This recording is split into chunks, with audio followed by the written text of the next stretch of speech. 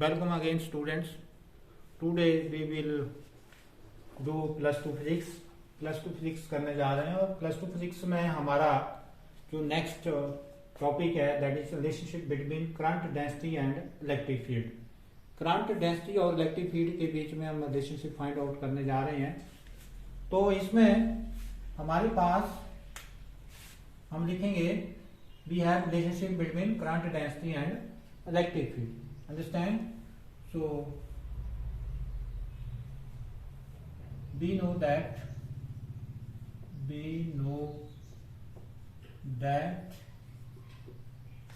current density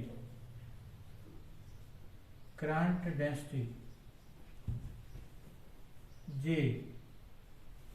is given by J जो है that is given by J is equal to I upon A because I is equal to J vector dot A vector. ये होता है. So but this is question number 1. But I is equal to NEA BD. This is question number 2. Using 2 in 1 में use करेंगे. we have हमारे पास क्या आया? we have but J is equal to NEA BD upon A. A से cancel और what is that? J is equal to NE BD. This is question number 3. तो ये तो रिलेशन आई ड्रिफ्ट वेलोसिटी और current density में. परंतु अगर हमने रिलेशन निकालनी है ड्रिफ्ट वेलोसिटी, रिलेशन निकालनी है इलेक्ट्रिक फील्ड और करंट डेंसिटी में, तो हमें पता होना चाहिए कि drift velocity how related to electric field. तो इलेक्ट्रिक फील्ड और ड्रिफ्ट वेलोसिटी की क्या रिलेशन है? B D is equal to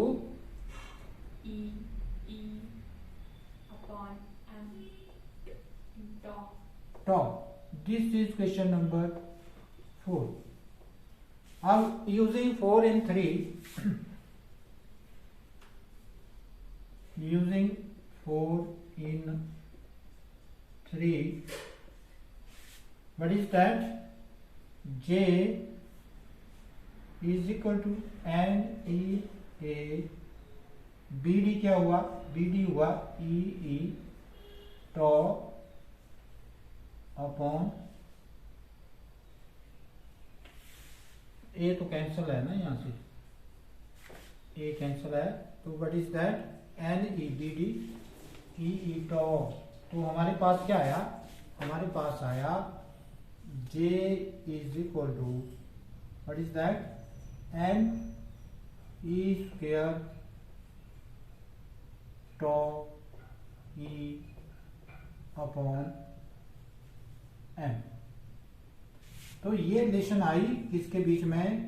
current density और इलेक्ट्रिक फील्ड के बीच में. और ये रिलेशन आई करंट डेंसिटी और ड्रिफ्ट वेलोसिटी के बीच में. तो कई बार ड्रिफ्ट वेलोसिटी और करंट डेंसिटी के बीच में रिलेशनशिप की बात की जाए तो आपने ऐसे करनी है, और अगर इलेक्ट्रिक फील्ड की बात की जाए तो आपने ऐसे करनी है. तो यहां से देख रहे हैं कि करंट डेंसिटी और इलेक्ट्रिक फील्ड की सेम ही डायरेक्शन से होगी. अंडरस्टैंड? तो लिखेंगे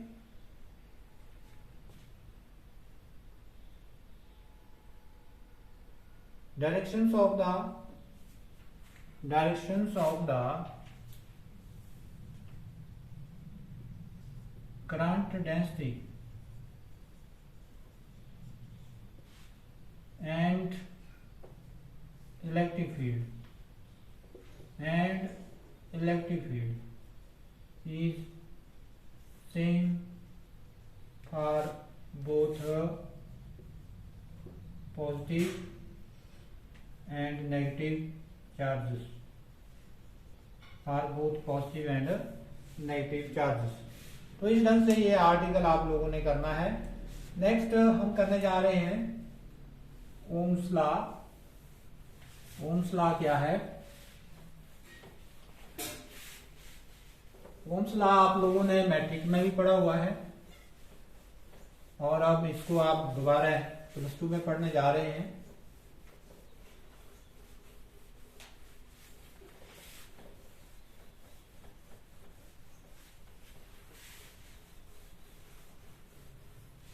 ओम्स लॉ क्या है? Simon Ohm's, George Simon Ohm's ने एक लॉ दिया था, इट इज ओम्स लॉ। तो ओम्स लॉ, ओम्स लॉ क्या है? ओम्स लॉ ये बोलता है कि अगर फिजिकल कंडीशंस जो हैं वो रिमेन्स अनचेंज। अब फिजिकल कंडीशंस क्या होती हैं? टेम्परेचर है, प्रेशर है, वॉल्यूम है, वो किसी कंडक्टर का क्या है? चेंज नहीं हो रहा है। Physical condition remaining unchanged. ये वो फिजिकल कंडीशंस जो हैं वो क्या है? अनचेंज्ड हैं, रिमेनिंग अनचेंज्ड। तो उस केस में क्या होगा? उस केस में जो करंट कंडक्टर में फ्लो कर रहा है, अब फिजिकल कंडीशन किसकी अनचेंज होनी चाहिए? कंडक्टर की, जो ना उसका प्रेशर, वॉल्यूम, टेम्परेचर एक जैसा रहे। तो उसके केस में जो करंट फ्लो कर रहा है किसमें? कंडक्टर में, that is directly proportional to the potential difference applied across its ends. ये जो पोटेंशियल डिफरेंस अप्लाइड किया गया है किसके अक्रॉस? कंडक्टर के अक्रॉस, उसके डायरेक्टली प्रोपोर्शनल होगा एंड्स के अक्रॉस। तो this law states that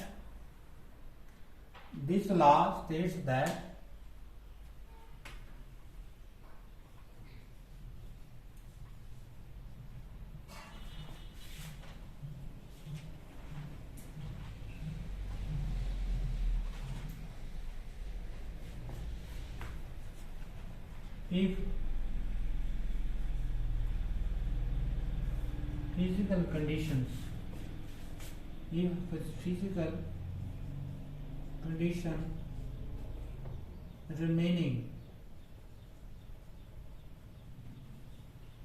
if this law states that if physical condition remaining unchanged,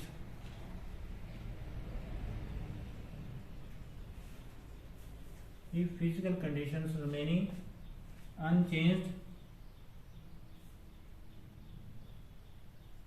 then current flowing, if physical conditions remaining unchanged, then current flowing through the conductor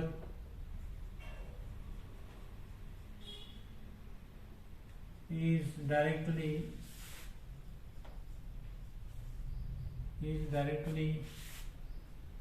proportional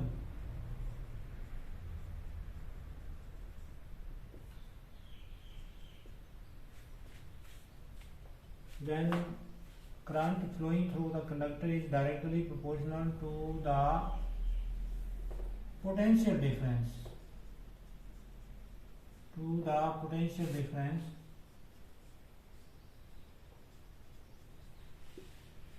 applied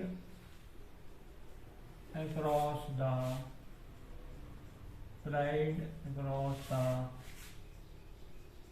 ends of conductor.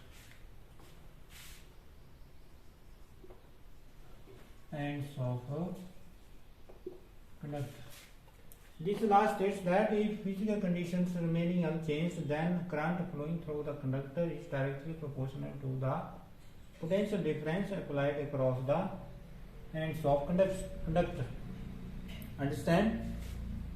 So if I is the current flowing through the conductor,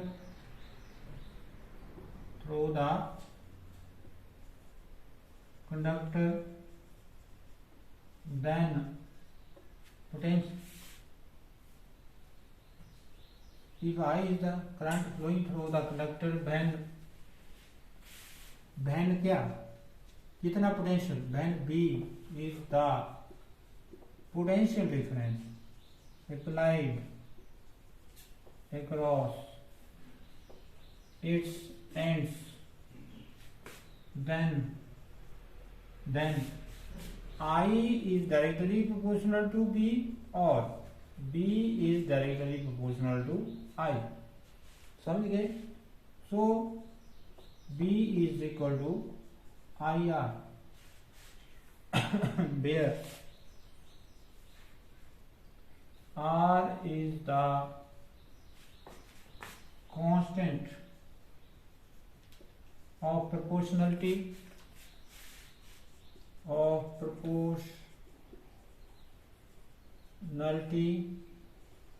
called resistance of the conductor. इसे क्या कहेंगे? Resistance of the conductor. So R is equal to B upon I.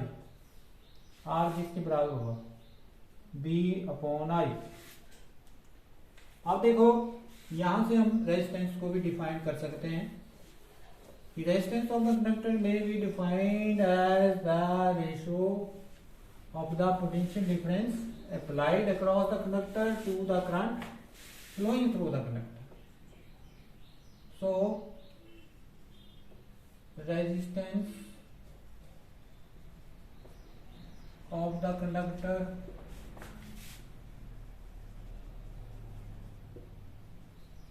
may be defined as the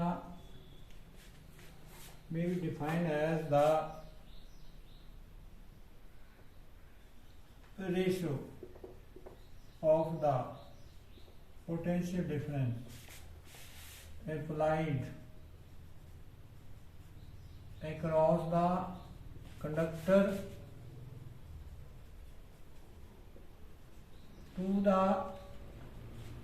across the conductor to the current flowing through the conductor. Understand? तो ये हुआ resistance. अब resistance के unit define करेंगे.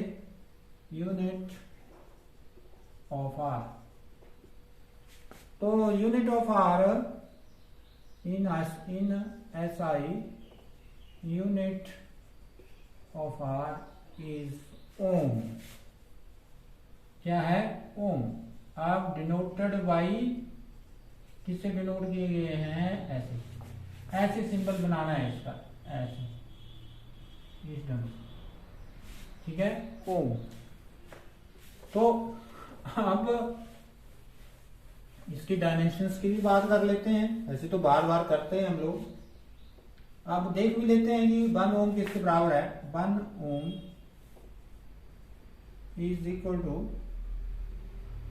1 volt पर ampere. अब कैसे आया? B हुआ IR और R हुआ B अपॉन I. B हो गया वोल्ट और ये क्या हुआ? एम्पियर. तो ऊपर क्या चला गया? वोल्ट पर एम्पियर. ऐसे आया. तो इस ढंग से तो 1 ओम किसके बराबर हुआ? 1 वोल्ट पर एम्पियर. डायमेंशंस देख लेते हैं. डायमेंशन ऑफ आर आसान है. आर जो है वो किसके बराबर है? B upon I. और B किसके बराबर होता है? पोटेंशियल किसके बराबर होता है? वर्क और चार्ज की टर्म में हाँ, वर्क अपॉन चार्ज. जब भी डायमेंशंस की बात चले तो वर्क अपॉन चार्ज. वर्क के डायमेंशंस क्या होते हैं? ml2 upon. अब चार्ज क्या होते हैं? 80. और करंट के क्या हुए? ए। अब देखो, अब हम इसको उल्टा करेंगे, that is R is equal to ml/2 t-2, और ये नीचे हो गया आपका, क्योंकि इसकी 1 है, इसका क्या है बटा 1, ऊपर जाके 1 आ जाएगा, तो यहां पर हो गया a² t। अब देखो ऊपर जाएगा तो m की पावर वैसे रही, l की पावर भी वैसे रही, क्योंकि कोई l नीचे है नहीं, t है, t ऊपर जाके एक और माइनस जुड़ गया, t ऊपर जाएगा तो -1 हो जाएगा, तो -2 -1 -3, और a की पावर क्या होगी -2। तो ऐसे करने होते हैं ये डायमेंशन, याद रखने की बात नहीं होती, याद तो करने होते हैं, परंतु याद ना रहे तो इसके लिए कैलकुलेशंस बहुत जरूरी होती है, क्योंकि हमने तो मार्क्स तो किसी भी हालात में 1 या 2 नंबर के बिल्कुल नहीं छोड़ने हैं, जो हमारे एग्जाम जब होंगे तो डायमेंशंस ऑफ आर जो है वो हमारा ये आया, चाहे कंपटीशन हो, चाहे किसी भी प्रकार का एग्जाम हो, उसमें इम्पोर्टेंट है। अब बात करते हैं स्लोप की, अब बात करते हैं ग्राफ की, कि ग्राफ क्या है इसका। तो 2 प्रकार के ग्राफ हैं, एक BI ग्राफ है, एक IB ग्राफ है। तो दोनों ही स्ट्रेट लाइन होते हैं। Graph of Ohm's law, first graph है BI ग्राफ। BI ग्राफ जो है, ये B एक्सिस जो है वो y एक्सिस की ओर लेते हैं, और I एक्सिस कहां लेते हैं, x एक्सिस, ये y एक्सिस। अब इस केस में जो हमारा ग्राफ आ रहा है, ये जो है ये ग्राफ,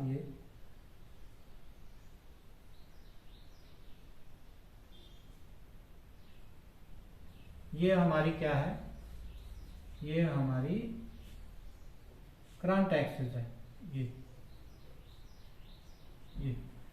अब ये जो है ये स्ट्रेट लाइन होगा ऐसे, this will be a straight line, understand.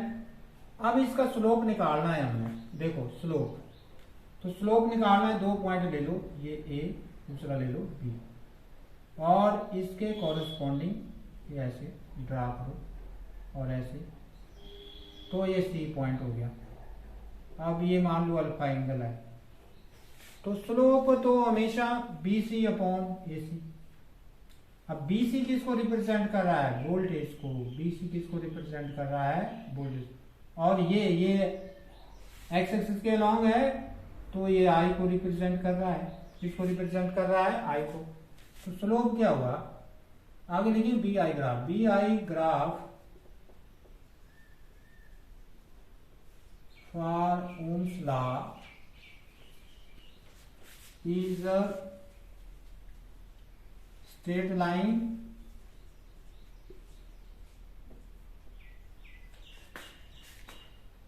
inclined to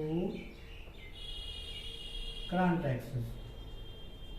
current axis के साथ क्या है, ये इंक्लाइंड है ऐसे, understand. Slope of BI graph, slope of BI graph करने जा रहे हैं हम।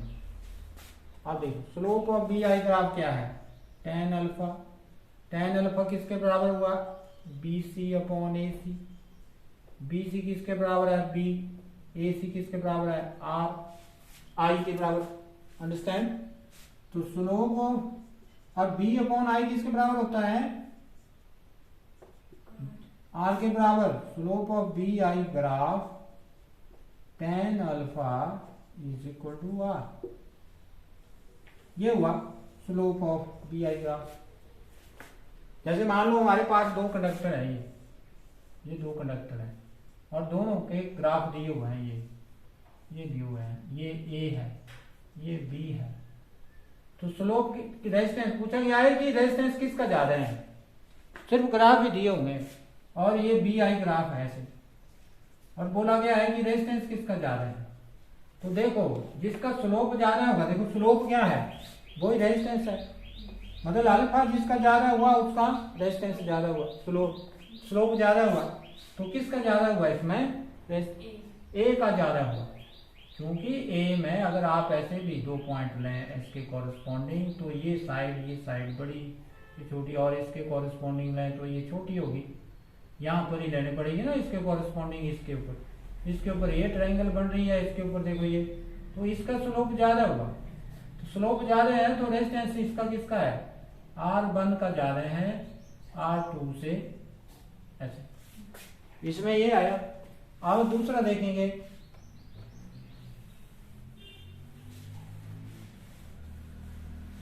दूसरा है आईबी ग्राफ। अब आईबी ग्राफ क्या है, आईबी ग्राफ भी स्ट्रेट लाइन ही होता है, आईबी ग्राफ। तो IB graph for Ohm's law is a straight line inclined। अब ये कहाँ इंक्लाइंड होगी, ये इंक्लाइंड टू वोल्टेज एक्सिस, किसके ऊपर है, वोल्टेज एक्सिस। अब कैसे, देखो यहां बी नीचे आया, आई यहां आया, तो ये मान लो ग्राफ आया, तो इंक्लाइंड किसके ऊपर हुआ, वोल्टेज एक्सिस के ऊपर, ये वोल्टेज, ये करंट एक्सिस हुआ। अब देखो इसका भी हम स्लोप निकालेंगे, तो इसके सामने, करंट के सामने ये कौन सी एक्सिस हुई, current axis, A B C. तो ए बी किसके बराबर हुआ, आई के बराबर, और बी सी किसके बराबर हुआ, वोल्टेज के बराबर। अब देखो ये अल्फा, अब देखो स्लोप ऑफ किसका, I V graph, I V का लिखना है, बी आई नहीं लिख देना, I V graph, that is tan alpha. tan alpha किसके बराबर हुआ, A B perpendicular upon base, A B upon B C. A B हुआ हमारा आई और बी सी हुआ बी। अब देखो ये उल्टा हो गया, अब कैसे हुआ उल्टा, that is 1 upon B upon I, लिख सकते हैं इसको, बी अपॉन लिख सकते हैं, तो what is this, 1 upon R, 1 upon R. तो slope of I V graph, slope of I V graph is equal to 1 upon resistance, 1 upon resistance. अब देखो ये ग्राफ आ रहे हैं हमारे पास, ये आई बी ग्राफ है, ये क्या है, आई बी ग्राफ है। अब देखो, हाँ अब देखो जिसका स्लोप ज्यादा होगा उसका रेजिस्टेंस कम होगा। अभी 1 अपॉन रेजिस्टेंस है ना इसमें, तो देखो ये ए ग्राफ है, ये बी ग्राफ है। अब देखो रेजिस्टेंस निकाल रहे हैं हम लोग, तो अगर हम इसका लें, इसका ये पॉइंट लें इसका, तो इसका स्लोप ज्यादा है, स्लोप क्या है, स्लोप ज्यादा है, तो स्लोप ज्यादा है तो रेजिस्टेंस कम होगा, रेजिस्टेंस आई बी है, उल्टा है ये, रेजिस्टेंस क्या हुआ, कम हुआ, अंडरस्टैंड। और इसमें क्या है, इसमें अगर आप देख रहे हैं तो इसमें स्लोप कम है, रेजिस्टेंस ज्यादा हुआ, but inversely proportional है। If slope is of IB increases then resistance decreases, and if resistance increases slope of IB, हाँ तो पूछा जाए कि रेजिस्टेंस किसका ज्यादा है, तो B का ज्यादा है, क्यों, क्योंकि इसका स्लोप कम है और रेजिस्टेंस इसका ज्यादा है, और इसका स्लोप ज्यादा है तो इसका रेजिस्टेंस। इस ढंग से ये आप लोगों ने ओम्स लॉ के बारे में करना है। और थोड़ा सा एक और इसमें और हम ऐड कर लेते हैं, हमारे पास that is what circuit diagram. Important क्या है? Circuit diagram. सर्किट डायग्राम हम करने जा रहे हैं। तो सर्किट डायग्राम में क्या है?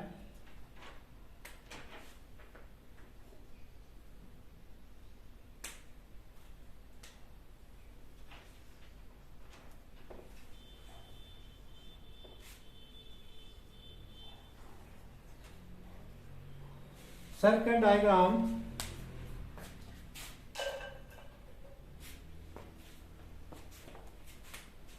देखो, हमारे पास ये कंडक्टर है, ये क्या है? कंडक्टर है, और ये बैटरी है, ये बैटरी।